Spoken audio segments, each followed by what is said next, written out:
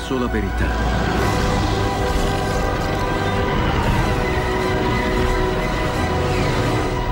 Movie Time ti fa entrare nel vivo del cinema, ti fa sentire come se fossi tu il protagonista del grande schermo.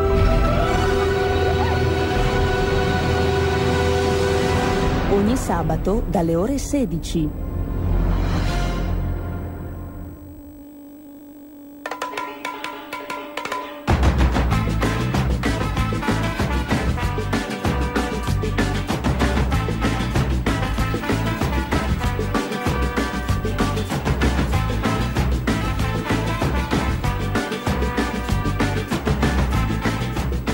Ed eccoci, lo spazio dedicato al calcio. Al quarto minuto la Svezia è passata in vantaggio grazie al gol di... Lo spazio dedicato al calcio con la redazione di cartacantaweb.it. Vi ricordo il portale aggiornatissimo su cui potete trovare tutte le indiscrezioni, le interviste, le novità sul calciomercato, sul calcio giocato, e che potete sentire qui su Radio Padania, ma non solo, perché poi fanno anche collegamenti anche con altre emittenti. Ma noi abbiamo oggi in diretta un interologo d'eccezione che però insomma di interologia ci ha già parlato, quindi oggi verrà interrogato su altri argomenti. Andrea Dattrino, ciao Andrea. Ciao, buon pomeriggio a tutti. Intanto grazie ancora di averci raggiunto. Andrea, oggi le domande di rito sono sulla nazionale italiana. La sfida di questa sera, tra un'ora peraltro, in campo contro la Armenia e poi domenica contro la Finlandia.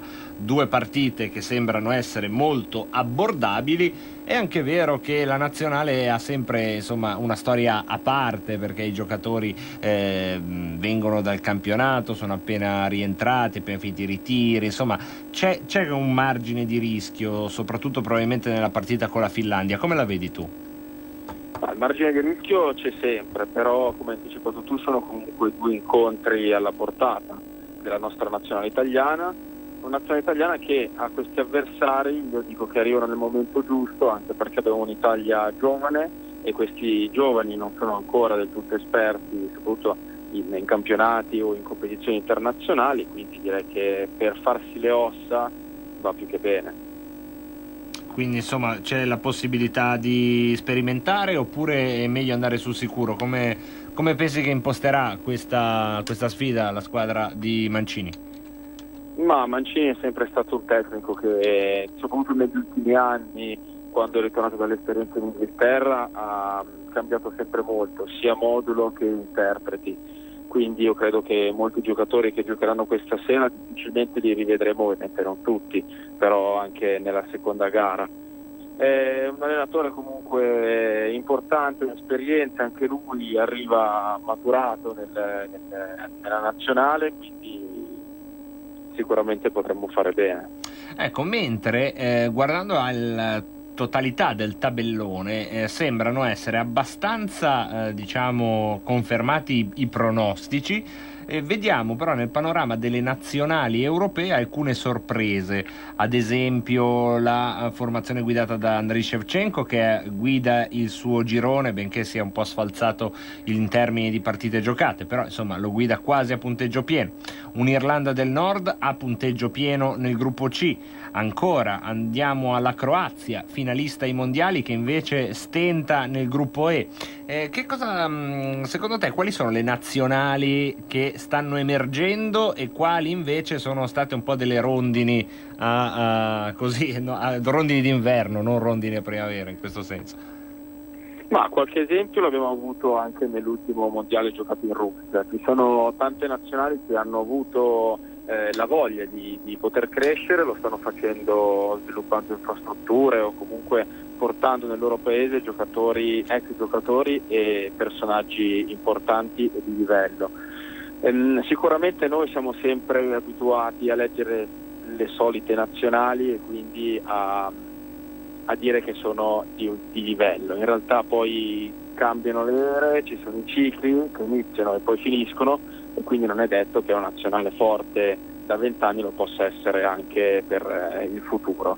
Sicuramente ci sono delle nazionali, come hai citato tu, queste che stanno facendo bene nel girone, che non stanno sorprendendo, perché se l'Italia questa sera stessa tutti noi mettiamo le mani avanti per questa partita, vuol dire che comunque qualcosa nel calcio in generale è cambiato.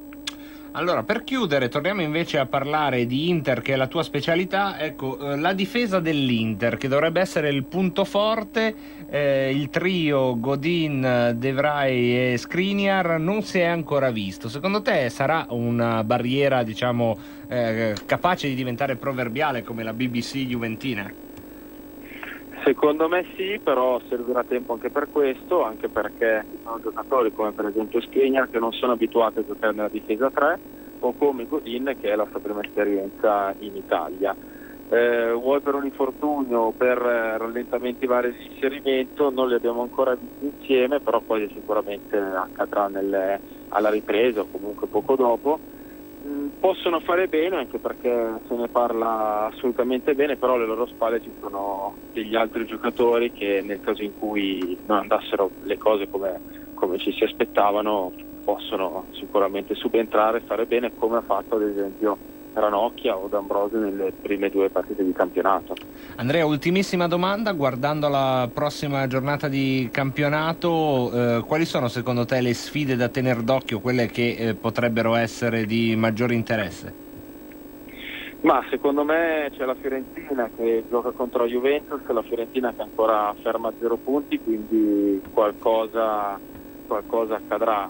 Quella secondo me è la partita un po' più di interesse. Quindi la Fiorentina che nonostante Ribéry sembra ancora essere lontana dai sogni che ha regalato ai suoi tifosi.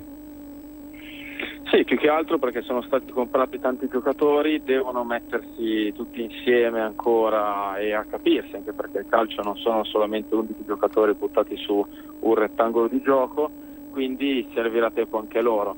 Bisogna capire se poi questo mercato è stato funzionale oppure no, perché a volte comprare il nome può non renderti come uno ci si aspettava. Sì, può essere insomma un bidone, come si dice in questi casi. Ribéry, c'è il rischio di poter dire questo, che in Italia venga a sfiorire?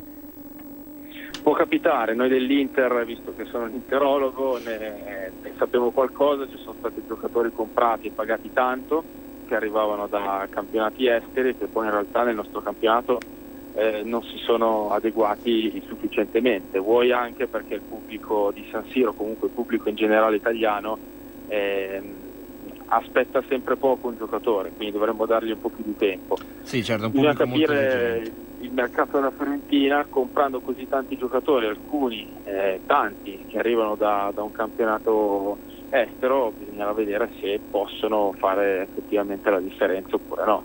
Ecco, poi c'è questo problema in più di Ribéry, che è giocatore di fantasia, e in Italia c'è questo vecchio pregiudizio per cui vale anche per Paquetá, valeva in teoria anche per Cristiano Ronaldo, che insomma si mena molto di più. È ancora vero secondo te? Ma sì, è ancora vero, anche perché io non voglio mettere in discussione Ribéry, è un giocatore che comunque, indipendentemente dal fatto che sia Ribéry o Ronaldo stesso, bisogna vedere anche da cosa ha alle spalle, quindi parliamo di giocatori che si sono sempre comportati in una certa maniera, quindi i classici professionisti del calcio che oramai stiamo un po' perdendo, no? Sì, quindi tu dici c'è una solidità che dovrebbe essere una garanzia. Esatto, quindi poi più avanti con l'età e non è che uno perde la testa, però probabilmente può perdere i pezzi, perché Ribéry è un giocatore comunque di una certa età, non gliela voglio tirare no, però gliela stiamo giustamente tirando, vabbè, non ce ne vorranno gli amici da Firenze, dai, portiamo bene. Vogliamo insomma giustificare anche un investimento che è importante a livello di ingaggio, però è arrivato a parametro zero e i tifosi della Fiorentina sono sicuramente contenti, però quando si comprano anche questi giocatori bisogna sempre stare attenti e poi comprare anche, fare il mix giusto, no? Comprare il Ribéry, ma comprare anche, potrebbe essere il Pedro della situazione che è stato acquistato nell'ultimo giorno di mercato, oppure far crescere i giovani che la Fiorentina comunque ha, vedi Chiesa, vedi Sottile. Insomma, le carte sono molte, le tireremo fuori una alla volta, sempre con la collaborazione della redazione cartacantaweb.it. Grazie ancora ad Andrea Datrio. Grazie a voi. E noi torniamo invece a parlare di quello che è stato fatto negli ultimi 14 mesi dal governo Lega Movimento 5 Stelle. Fino a qualche giorno fa facevamo fatica a parlare del governo 5 Stelle PD, ci sembrava impossibile. Oggi non so voi, ma si è capovolto il mondo. Mi sembra impossibile che la Lega sia stata al governo col Movimento 5 Stelle. È un po' quella sindrome che succede quando magari costruiscono un centro commerciale su un prato, che poi vi dimenticate com'era il prato. Ecco, cerchiamo di ricordarci com'era il prato, perché il prato c'era e alcune cose che erano nel programma e che sono nel programma della Lega sono state fatte, le stiamo un po' ripercorrendo, sia le più piccole sia le più grandi. Oggi andiamo su un pezzo grosso del programma della Lega diventato e tramutato poi in realtà. Parliamo del decreto sicurezza, e la voce che sentirete, anche questa è una voce molto amica di Radio Padania, è quella dell'ex segretario generale del sindacato autonomo di polizia, quindi una persona che di problemi, quali sono i problemi sulla strada delle forze dell'ordine sa il fatto proprio. Stiamo parlando di Gianni Tonelli, ovviamente, che parla appunto del decreto sicurezza. Qui Parlamento. Tenevo a prendere la parola perché numerose volte nel corso di questi lavori in commissioni e pubblicamente ho sentito coloro che esprimevano giudizi in maniera negativa basarsi su una argomentazione, tra le altre, ma una argomentazione ritenevano che fosse la prova del 9 della bontà della loro affermazione e dell'errata concezione di questa inutilità di questo provvedimento. E questa motivazione era ricollegata al dottor Patronaggio, il procuratore di Agrigento, che è venuto in prima commissione, le commissioni riunite, prima e seconda, e nella quale ha affermato che non è stato in alcun modo mai provato un legame fra le ONG e gli scafisti, o quantomeno qualsiasi tipo di intesa in questo senso. Dopo questa prima audizione ho trovato nuovamente il dottor Patronaggio in commissione antimafia e presi la parola dopo che aveva parlato, non tanto per fargli una domanda, ma per suggerirgli una riflessione, e gli feci notare che la verità processuale e la verità storica sono due concetti molto distanti,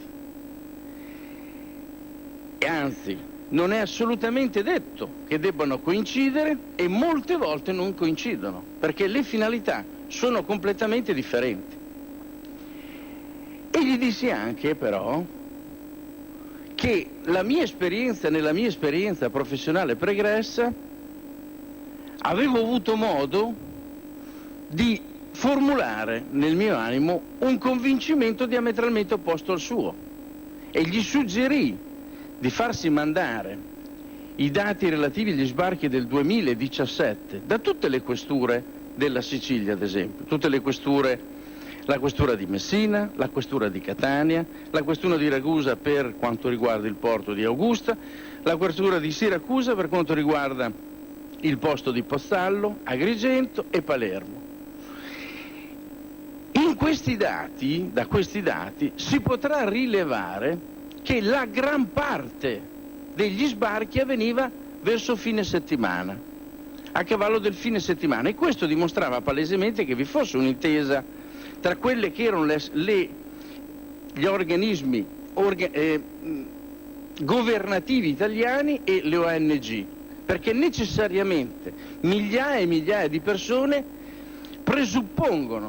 necessitano di una logistica che non è solo quella della prima accoglienza, ma è quella del fotosegnalamento, è quello del trasporto, della collocazione, quindi anche il noleggio dei pullman e soprattutto anche la collocazione su tutto il territorio nazionale, la necessità quindi di trovare alloggi per queste persone.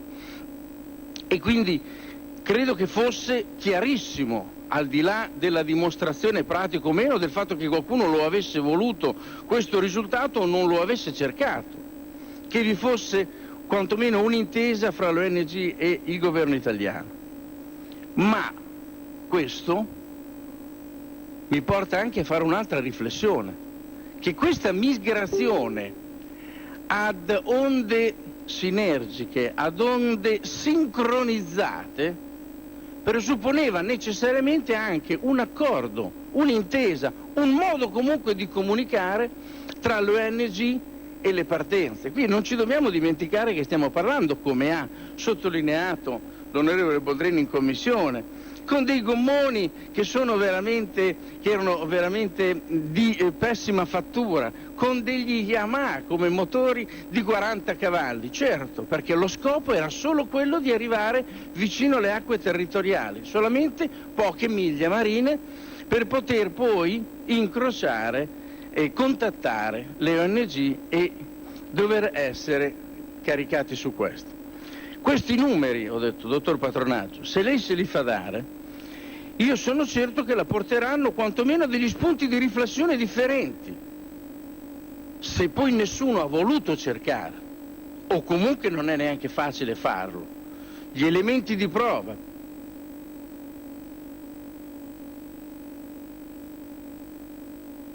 in maniera non diretta tramite triangolazione o altro, ma voglio dire i numeri,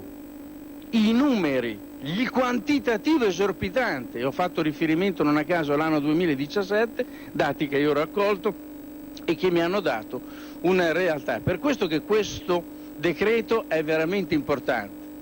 Al di là delle buone intenzioni o meno, sulle quali io personalmente, ma questo è il mio giudizio personale, dubito fortissimamente, al di là delle buone intenzioni o meno, un collegamento vi è ed è assolutamente indispensabile, perché qui si tratta di alimentare la tratta. L'altra sera proprio con una senatrice del PD discutevo in radio e parlavamo di prostituzione, cosa che non c'entra in questo decreto, ma per tutta la trasmissione ha continuato a sostenere che non vi era bisogno di nessuna modifica alla legge Merlin, perché il problema non lo avrebbe risolto e perché si trattava soltanto, comunque solo e soltanto, di tratta degli esseri umani che andava stroncata. Io allora per tutta la trasmissione ho lasciato che corroborasse questo concetto, che lo sottolineasse, e alla fine ho concluso dicendo: ma allora abbiamo ragione, vede che il problema è questo, non soltanto nella prostituzione, nello spaccio o in un'infinità di altre attività illecite. Questi derivano dalla tratta degli esseri umani, che ricordo, rispetto a quello che è l'organizzazione internazionale che ha dato questi dati, che tratta dell'argomento, l'anno scorso sono stati calcolati in 800.000 persone. Sta a noi fare una scelta, se voler stare dalla parte del bene e del male. A volte possono sembrare irragionevoli, come da bambino sembravano irragionevoli anche a me. Sembrava irragionevole anche a me il divieto di poter pagare un riscatto per un proprio parente sotto sequestro. Però quel divieto era necessario per combattere il fenomeno. Io non credo che la strada intrapresa dall'ONG sia quella del bene. Non credo, anche proprio nel caso in cui io volessi solo ed unicamente concentrarmi non sulla tutela della nostra società, sulla tutela della nostra cultura, del nostro modo di essere, del futuro della civiltà occidentale, ma volessi solamente concentrarmi su quello che è un'attività di carità o di solidarietà civile. Non credo che questa sia la strada. E proprio questa mattina, scendendo in treno e aspettando, perché purtroppo è durato 8 ore questo viaggio dovuto a interruzioni sulla linea, ascoltavo proprio un giornalista storicamente della sinistra di Repubblica, dove in una conferenza faceva ben presente questo: se vogliamo realmente aiutarli, dobbiamo aiutarli a casa loro, perché è assolutamente ingiusto. Se andiamo ad esempio a Londra, la metà citava un paese tra i più poveri e piccoli del continente africano, la metà dei medici presenti in quel paese oggi lavora a Londra. Allora noi, ogni volta che accogliamo persone sotto una falsa carità che è sempre più pelosa, noi impoveriamo sempre, continuamente, i paesi africani.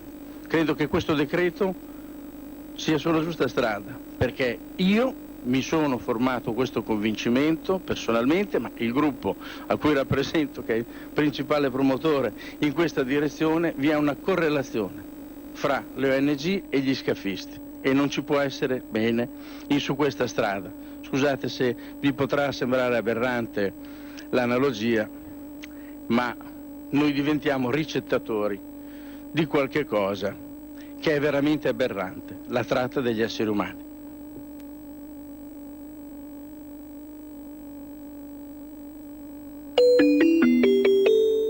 Qui Parlamento. E rieccoci tornati in diretta. Ora abbiamo tutto il tempo da qui fino alle ore 18 per le vostre telefonate, i vostri interventi in diretta. Le linee sono già da ora aperte e libere allo 0266 20 35 29. Se volete potete intervenire, dire la vostra, commenti, critiche, domande, spunti di riflessione, programmi, progetti. La domanda che vi metto io come traccia, ma che potete ignorare se tra la aorta e l'intenzione fino alla cavità orale e poi alle corde che la animano vi viene altro da dire, è questa. E adesso? Puntini, puntini. Sì, va bene, ma e adesso? Potete metterla sia dal punto di vista del nuovo governo, quindi che ne so, e adesso il nuovo governo metterà la patrimoniale, oppure potete metterla, scelta consigliata, dal punto di vista di chi ci ascolta e ha simpatie per le idee del leghismo, cioè e adesso da dove riparte il sovranismo, il leghismo, insomma dategli la parola che preferite. Io credo che leghismo vada benissimo, ma sovranismo forse abbraccia anche una più ampia fetta di persone, anche solo dal punto di vista dell'impostazione, della direzione che si vuole dare alla società. E adesso, puntini puntini, 0266 20 35 29. Se volete ci sono anche due notizie a corollario che sono le principali dal punto di vista politico. Salvini ha ricevuto l'avviso di garanzia perché è stato denunciato per diffamazione da Carola Rackete, ricorderete la capitana della Sea-Watch che aveva sostanzialmente che ha sostanzialmente denunciato Salvini perché sul suo profilo Facebook aveva usato verso di lei degli epiteti che andavano al di là, questa è la tesi della denuncia, del normale diritto di critica, mentre forse più sostanziosa e sostanziale è la notizia battuta dalle agenzie 5 minuti fa, perché il primo Consiglio dei Ministri a guida 5 Stelle PD ha pensato bene di impugnare la norma sui migranti adottata dalla regione autonoma del Friuli Venezia Giulia. È il primo atto del Conte bis ed è stata impugnata tra le motivazioni perché talune disposizioni in materia di immigrazione appaiono discriminatorie. Nel comunicato del Consiglio dei Ministri si legge che alcune norme violano la competenza esclusiva statale in tutela di ambiente sancita dalla Costituzione. Inoltre alcune disposizioni in materia di immigrazione appaiono discriminatorie in contrasto con l'articolo 3 della Costituzione. Per il momento non ci è dato sapere di più, però insomma è un doppio colpo mica male al leghismo, sia dal punto di vista dell'immigrazione. C'è un tentativo insomma di invertire la rotta rispetto alle politiche adottate dal Friuli Venezia Giulia che sono state indicate come discriminatorie. E poi non dimentichiamo, andando alla radice del pensiero che anima questa radio, che l'ha fatta nascere, che al di là del merito che sia l'immigrazione, che è sempre un nervo scoperto, sembra che parliamo solo di questo, ecco, a volte forse il nocciolo sta ancora più sotto, cioè qui il tema è un governo centrale che impugna una legge legittima, democratica, fatta da una regione che peraltro gode dello statuto autonomo, quindi insomma che ha un'autonomia che ha caratteristiche storiche molto precise. Direi che ce n'è abbastanza per segnare l'inizio di questo governo, ma prendiamo subito la prima telefonata in attesa. Se volete seguire la nostra traccia è e adesso, puntini puntini, sia dal governo sia da chi questo governo non lo vuole. Prendiamo la prima telefonata. Pronto?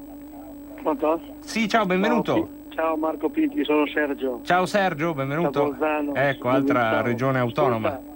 Ascolta, allora io dico e adesso puntini puntini, però ti dico un'altra cosa. Sì. Io oggi da Bolzano mi sono spostato per un giorno nel Trentino, dove ho dei rapporti familiari, sì, e ho parlato con molte persone locali gente comune, gente semplice, gente operaia.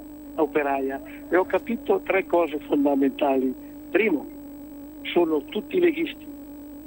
Secondo, sono tutti al 1000% a fianco di Salvini, 1000%. Capito? E terzo, mi hanno detto di riferire, te lo dico a te, Sì.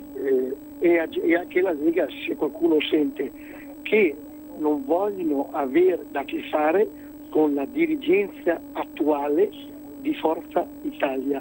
Parlo di dirigenza, non parlo di elettori, sia ben chiaro. E per quanto riguarda l'ultima notizia che tu hai dato, che Salvini ha ricevuto un avviso di garanzia per la Carola per diffamazione, sì. Sì, ecco.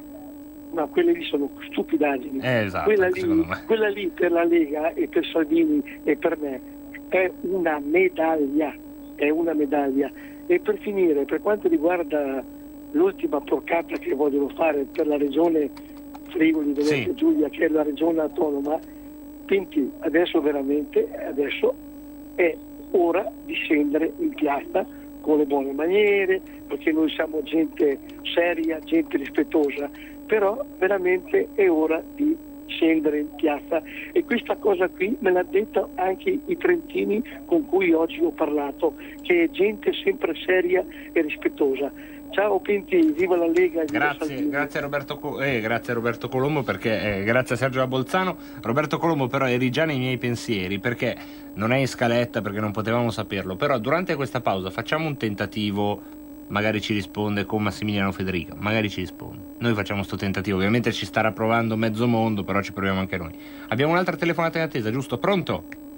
Pronto Pinti, sono Michele Caruso. Michele, guarda, ti capiti adesso che hai 32 secondi, vai. No, scusa? Hai 32 secondi, ormai sono diventati 25, vai, sì. Ma dai, no, non fare come altri. Dunque, sono i 29, quindi...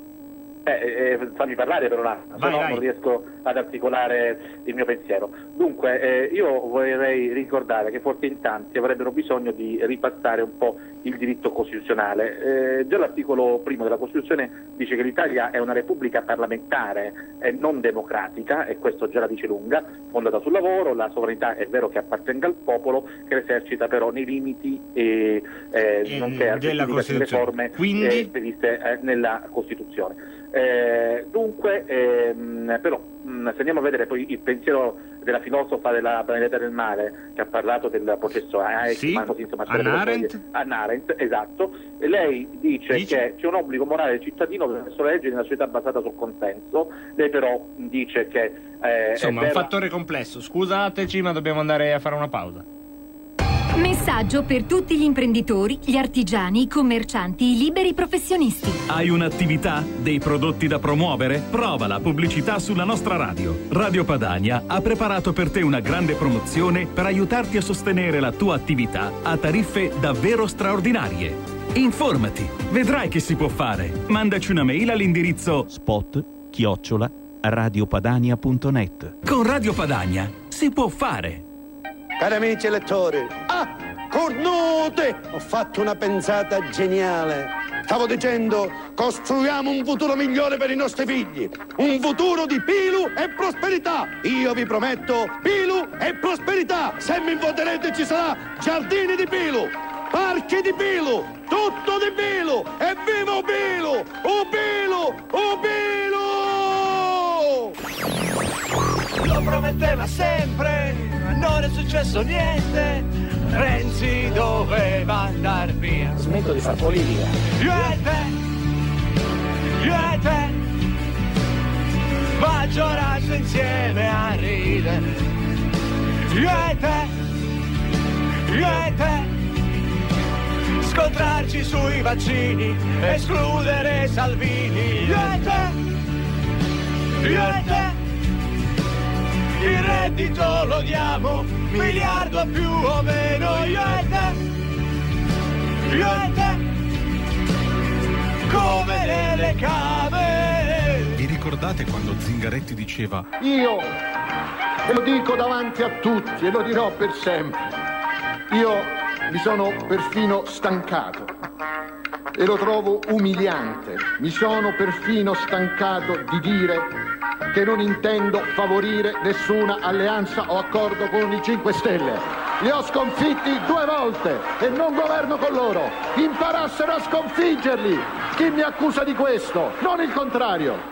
E Di Maio che attacca il PD. Io col partito di Bibbiano non voglio averci nulla a che fare. Col partito che in Emilia Romagna toglieva alle famiglie i bambini con l'elettroshock per venderseli, io non voglio avere nulla a che fare. E sono stato in questo anno quello che sicuramente ha attaccato di più il PD di quanto l'abbiano fatto tutti gli altri partiti. Ah, cornute!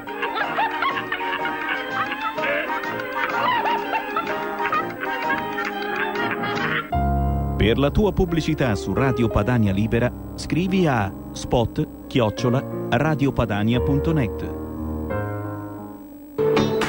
Porta con te ovunque RPL. Scarica l'applicazione su smartphone o tablet dal tuo store o dal sito radiopadania.org. Cosa aspetti?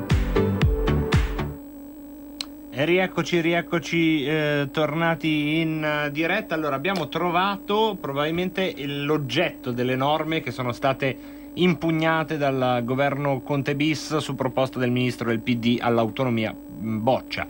La prima norma regionale del Friuli Venezia Giulia, che sarebbe discriminatoria secondo il governo, è quella che garantisce aiuti alle imprese che assumono lavoratori residenti da almeno 5 anni. Ecco, questa norma è stata giudicata discriminatoria da parte del governo, in continuità peraltro con dei rilievi che aveva fatto il ministro del lavoro Di Maio già il 31 luglio scorso. Lo scopriamo oggi andando a vedere appunto questa notizia, quindi viene da lontano in realtà l'opposizione anche del Movimento 5 Stelle a questa norma, una norma che sostanzialmente aiuta le imprese che assumono lavoratori residenti in Friuli Venezia Giulia da almeno 5 anni, quindi anche stranieri residenti da almeno 5 anni.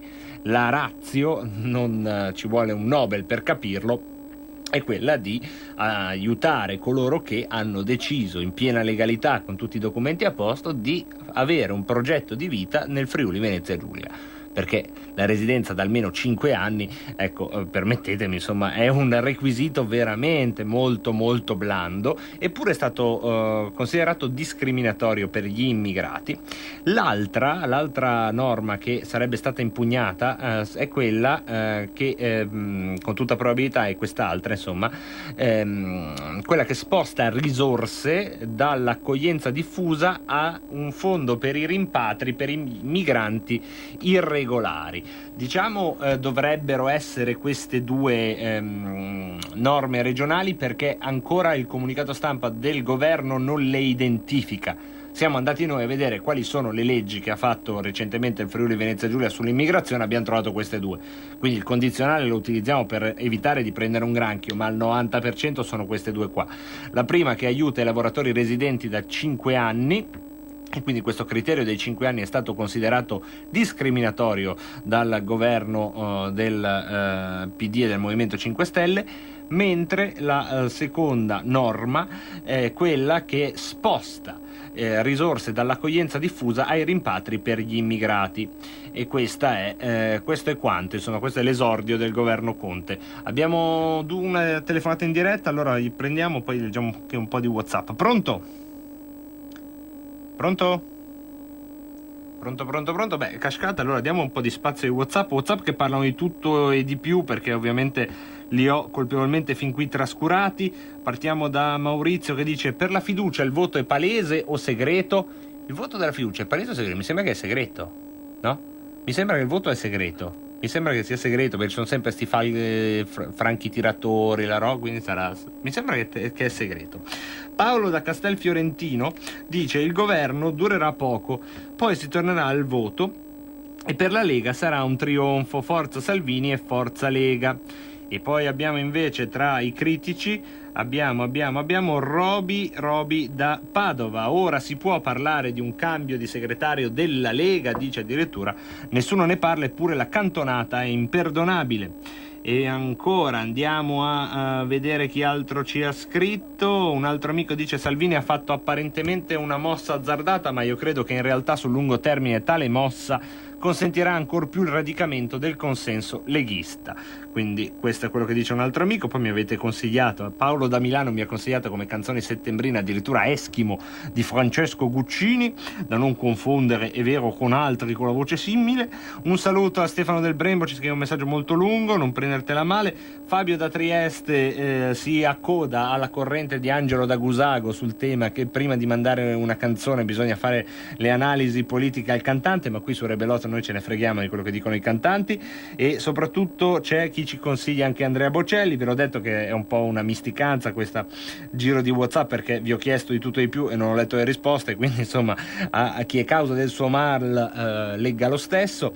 Giulio dice: e adesso, riprendendo la nostra domanda, siamo nelle mani degli orchi e questo non ci garba affatto perché non ci faranno più votare. Armando da Cantù: e adesso ci sediamo in riva al fiume e aspettiamo che passero i cadaveri politici di PD e 5 Stelle. Paolo 264 scrive: caro Marco, l'attacco è a Fedriga, cercano cavilli per usare la magistratura, bisognerà rispondere colpo su colpo. E adesso Laura dice: abbiamo governatori leghisti in regioni importanti, facciamo la rivoluzione fiscale. Ancora abbiamo un altro amico che dice: vorrei fare una critica riguardo alla tassa scolastica che vogliono mettere sulle merendine. Sì, un'altra idea geniale di un governo appena nato e che però lascia ben sperare quanto a fantasia. Bianca dice: questo governo deve ancora avere la fiducia del Parlamento, che i numeri danno per certa, ma non potremmo sognare un risultato non previsto. Cara Bianca, l'ho detto a Sammy Varin fuori onda, l'ho detto a Sammy Varin in onda e lo dico a tutti voi: potete scegliere due tipi di atterraggi sulla realtà del governo 5 Stelle PD. C'è l'atterraggio più brusco, che può essere sempre aperto a sorprese, che è stato quello del sottoscritto e di alcuni pessimisti gufacci che ci ascoltano all'ascolto e che ci stanno ascoltando. Cioè, quando hanno iniziato le trattative a metà agosto, noi gufi abbiamo detto: vabbè, ormai lo fanno. 4 anni di opposizione, siamo entrati già in questa visuale, no? Che staremo 4 anni all'opposizione, abbiamo iniziato ad ambientarci in questo stato d'animo. Alcuni, come noi, fanno queste picchiate di umore immediato, cioè scendiamo proprio, più che gufi siamo falchi in queste, proprio pam, in picchiata ce ne andiamo nel nuovo stato d'animo. Bianca, tu invece mi sembra che appartieni all'altra categoria, quelli dell'atterraggio graduale, quelli cioè che hanno iniziato a metà agosto a dire sì vabbè ma poi smettono e vedrai che tornano assieme Lega e 5 Stelle oppure si va al voto. Quelli che poi sì vabbè ma poi Renzi non riusciranno a fare l'accordo con Renzi, Zingaretti non vorrà, e poi hanno detto no beh però con Zingaretti faranno l'accordo ma poi con Renzi no. Vabbè, hanno fatto l'accordo con Renzi e con Zingaretti, ma poi vedrai che la piattaforma Rousseau alla fine boccerà sta schifezza. Sì, va bene, hanno fatto l'accordo con Renzi, con Zingaretti, la piattaforma Rousseau ha dato l'ok al 79%, ma vedrai che alla fine Mattarella non darà l'incarico con questo clima, dai, non stanno in piedi. Sì, va bene, hanno fatto l'accordo con Mattarella, va bene, hanno giurato, ma adesso non ci saranno i voti in Parlamento. Se siete per l'atterraggio graduale, il voto in Parlamento è il penultimo gradino per raggiungere noi gufi nello stato mentale in cui siamo ormai da un mese, sperando noi gufi insomma di essere smentiti, perché noi abbiamo questo privilegio che ci dà questo stato d'animo di potervi dire a voi invece più ottimisti: io mi auguro di aver torto, che è una bellissima prospettiva in generale nel mondo, quando uscite di casa augurarsi sinceramente di aver torto sulle cose è bello, ve lo consiglio in generale, come un pullover per tutte le stagioni, ma fermate questo mio deliquio e fatelo con le vostre telefonate o abbattendomi oppure con quelle pallottole che si usano per sedare gli elefanti e poi tracciarli con delicatezza e lasciarli poi andare nella savana. Pronto? Pronto? Pronto? Sì, pronto, benvenuto. Forte e chiaro. Sì, guardi, un'informazione. Siccome mio nipote è un meccanico specializzato, sì, è andato a Varese, sì, che lavorava in un'officina, sì, e ha chiesto di essere assunto. Sì. E quello dell'officina gli ha detto che non può essere assunto perché deve avere 5 anni di residenza. No, beh, adesso lo può assumere. in regione Friuli Venezia Giulia c'è una norma che con 5 anni di residenza ti danno un incentivo per assumere persone che abbiano almeno 5 anni di residenza, ma questo non vuol dire che non puoi assumere gli altri, E da Siracusa, non è che viene dall'Africa, è italiano. Sì, beh, lì l'imprenditore avrà fatto questo conteggio guardando ai suoi benefici, insomma. Ha capito? Pronto? Sì, pronto. Allora, perché devo aspettare questo 5 anni di residenza? Perché probabilmente nel caso in questione ci sarà una qualche agevolazione simile a quella del Friuli. Mi coglie impreparato, sinceramente. Mi sembra strano ci sia anche in Lombardia, non peraltro, perché sennò avrebbero impugnato anche quella, nel senso, e non l'hanno impugnata. Quindi mi sembra strano che sia vero quello che le hanno detto. È italiano. Sì, a prescindere dall'Africa, è italiano tutti gli aspetti. Però dico, a Siracusa, se facessero una legge in cui a Siracusa danno un aiuto alle imprese che assumono quelli che vivono almeno da 5 anni a Siracusa, andrebbe bene, no? A me questa cosa mi sembra strana. Sì, sembra strana, ma non andrebbe... Vabbè, ne riparliamo. Grazie al nostro amico e alla sua testimonianza prendiamo un'altra telefonata. Pronto? Pronto? Intanto io vi ricordo che al 99,9% le norme impugnate sono queste. Una, quella che dava aiuti alle imprese in Friuli Venezia Giulia che assumevano lavoratori residenti da almeno 5 anni e che già il MISE, quindi il Ministero di Di Maio, aveva sottolineato come potenzialmente discriminatoria. L'altra, quella che spostava risorse dall'accoglienza diffusa a un fondo per i rimpatri per gli immigrati irregolari, cioè un fondo regionale, trattandosi poi del Friuli Venezia Giulia, di una regione a statuto autonomo.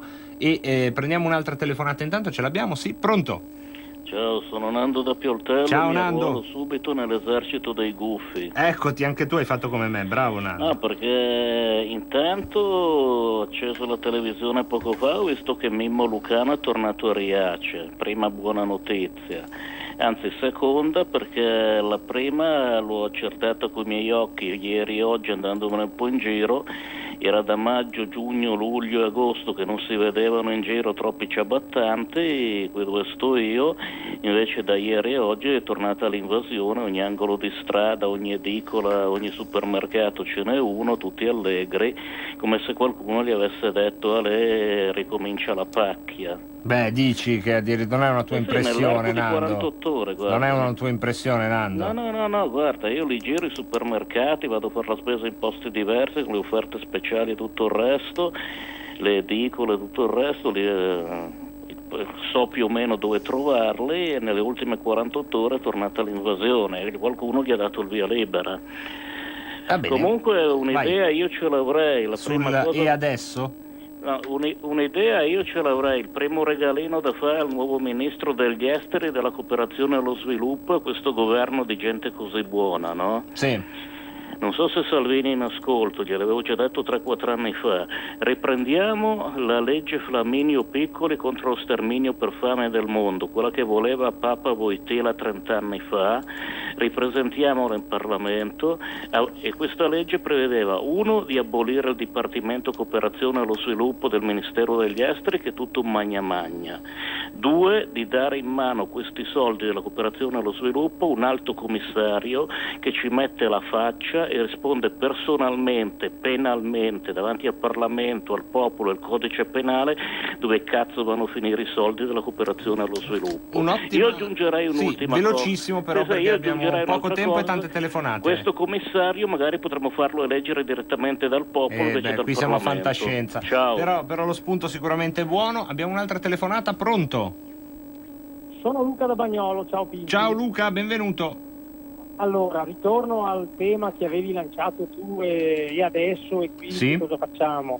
Viste le avvisaglie del nuovo governo contro il nord, perché questo è, basta leggere anche i ministri e quant'altro, direi che alla luce anche della legge regionale di Federica, che è il primo atto di impugnazioni che è stata impugnata, che è il primo atto di questo nuovo governo, la parola secondo me che dovremmo ritornare a pensare è disubbidire, perché alla fine eravamo con delle persone che continuavano a dire dei no, ma che andavano contro agli italiani questa cosa. Adesso ci sono, continuano ad esserci delle persone che siamo noi della Lega, ma che dobbiamo farci sentire in tutta Italia, che dicono dei no, ma per gli italiani, dei no a favore. Quindi, visto che abbiamo e governiamo tante regioni, abbiamo tanti comuni, senza fare gli antidemocratici, o gli anticostituzionali, visto che adesso c'è gente che tutto d'un tratto si è riscoperta e si riempie la bocca di queste parole che poi alla fine sostanzialmente non pratica, sì. Ecco, diciamo così. Quindi dico, se con i modi e con i mezzi che abbiamo nelle regioni e nei comuni riusciamo a fare qualcosa, quindi iniziamo a ripartire dai territori, tra virgolette disubbidire, ma non disubbidire come ha fatto Carola nel certo, repentaglio la vita in modo di diverso, qualcuno, certo, in modo diverso, certo. Ecco, quindi questo. E poi, se mi permetti, un invito al 19 di ottobre a tutte le persone per bene che ci sono in Italia e non solo manifestazione di Lega, Roma, Grazie a Luca. Allora chiudiamo perché abbiamo tantissimi WhatsApp, quindi almeno ci dedichiamo a loro. Continuano a parlare di cantonata, ci sono alcuni che criticano Salvini, ma Daniel risponde: qui non vedo nessuna cantonata, anzi. E su questo, insomma, il dibattito è stato acceso per tutta la settimana. E ancora abbiamo Graziella che mi scrive: Marco, ogni volta che sento gli spot di quei due bugiardi mi viene la tachicardia. Io ringrazio Vincent De Maio che li ha realizzati in tempo record e che insomma lì non abbiamo dovuto inventare niente, tutte parole dette nemmeno tanto tempo fa. Pietro dice: ma se il governo è centrale, che non rompa le scatole al Friuli Venezia Giulia. Piuttosto che il cambio di segretario, entra sulla polemica su Salvini e Lorenzoni 19.9, dice bisognerebbe cambiare il cervello di qualcuno e su Amazon sbanca la maglietta del Movimento 5 Stelle Michael PD. Fabrizio dai Sabbio Chiese: i grillini da questo governo usciranno decimati e non concluderanno niente, i loro delusi elettori li beccheremo noi, un po' di pazienza e un po' di opposizione. Ancora abbiamo un amico che non si firma, dice: quando i valori e l'interesse nazionale sono attaccati si scende in guerra, gli stessi che hanno combattuto i nazisti adesso si arrendono ai nuovi nazisti della Merkel. Ermanno dalla Russia: se il governo deve ricevere ancora la fiducia può già impugnare? Caro Ermanno, sì, perché il governo è in carica anche senza la fiducia. Questo la dice lunga su come sia malmesso il nostro sistema democratico, è una delle storture. Questo governo, che oggi ha giurato, è entrato in carica. Se venisse sfiduciato dal Parlamento, allora resterebbe in carica per le faccende ordinarie, ma il Presidente della Repubblica sarebbe, sebbene non dalla lettera della Costituzione, ma dalla sua sostanza accertata da tutti, in quel caso sarebbe costretto a fare un nuovo giro di consultazione oppure a sciogliere le Camere. È il paradosso di un paese che ha un canale democratico pienamente funzionante. Stiamo parlando di quello degli enti locali, stiamo parlando della stessa elezione di Parlamento e Senato, ognuno di noi va e vota quello che vuole e non c'è problema. Quello che sale invece dal Parlamento al governo è fortemente condizionato da poteri che possono esercitare una ampia gamma di soluzioni senza dover rispondere a un organo collegiale. È il caso sia del Presidente della Repubblica, ma è anche il caso del governo stesso, che formalmente resterebbe in carica per il disbrigo degli affari correnti, qualora non ricevesse la fiducia. Però attenzione, perché anche lì le elezioni non sarebbero automatiche. Mattarella potrebbe benissimo continuare a fare consultazioni. Ancora un saluto a Stefano Del Brembo e a tutti gli altri che ci stanno scrivendo. Vediamo anche gli SMS, eccoli qua. Allora andiamo a Marina che ci scrive: questo governo è semplicemente una vergogna, la Lega deve ripartire da dove non ha mai smesso, sia dalla gente, dalle piazze, dai gazebo, da Pontida. Forza ragazzi. Ancora Francesco che ci scrive quello che ha fatto Salvini è giusto, non ci sono storie, altrimenti che cosa facevamo? Stavamo al governo con questi, così pronti a gettarsi nelle braccia della sinistra? Ma fatemi un favore. Ancora abbiamo invece Dario, sempre tra il popolo degli SMS, che dice: Di Maio aveva già impugnato la legge del Friuli Venezia Giulia il 31 luglio, vuol dire che davvero qualcosa bolliva in pentola. E questo è un dato che abbiamo scoperto oggi pomeriggio con un articolo di telefriuli.it che appunto dà conto il 31 luglio scorso di come il Ministero dello Sviluppo Economico, allora guidato da Di Maio, aveva effettivamente sottolineato come discriminatorie queste due norme del Friuli Venezia Giulia. La prima, quella che garantisce aiuti alle imprese che assumono lavoratori residenti in Friuli Venezia Giulia da almeno 5 anni, e la seconda, quella che spostava risorse dall'accoglienza diffusa in Friuli Venezia Giulia a un fondo per i rimpatri degli immigrati clandestini in Friuli Venezia Giulia. E chissà che fine farà anche il piano del Ministero dell'Interno, che aveva predisposto, anche qui siamo nel luglio scorso, 18 luglio 2019, un trasferimento di 2000 richiedenti asilo dal Friuli Venezia Giulia verso altre regioni italiane, e immaginiamo che sia stata anche una sinergia tra Salvini e Fedriga ad aver propiziato questi due interventi. Da una parte Salvini avrebbe spostato i molti richiedenti asilo ospitati dal Friuli Venezia Giulia in altre regioni, magari orientate politicamente in maniera più aperta nei confronti delle immigrazioni, facendo così anche un gesto insomma di coerenza con il sentire popolare, e dall'altra possiamo immaginare, stiamo andando noi a spanne, Fedriga abbia deciso, facendo di necessità una buona possibilità, di utilizzare i fondi finora che sono serviti per l'accoglienza per un fondo per i rimpatri. Insomma, due norme che non ci sembrano sinceramente discriminatorie. Soprattutto colpisce che sia stato considerato discriminatorio un termine di tempo, non di nascita ovviamente, ma di residenza in Friuli Venezia Giulia di 5 anni.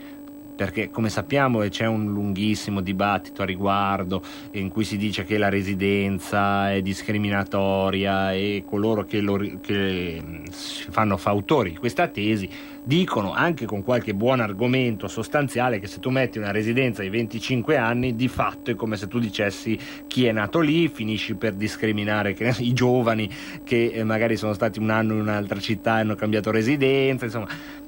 Però 5 anni, chiaramente cosa c'è di discriminatorio? La discriminazione unica è persone che vogliono costruire il loro futuro realisticamente in Friuli Venezia Giulia, perché se sto 5 anni in un posto realisticamente è perché voglio provare lì a vedere se ho delle opportunità, e questo vale sia che io sia nato in Gabon ma abbia il permesso di soggiorno, sia che io sia spagnolo, francese, tedesco, o guarda un po' addirittura nato in Friuli Venezia Giulia, che sarebbe ovviamente imperdonabile.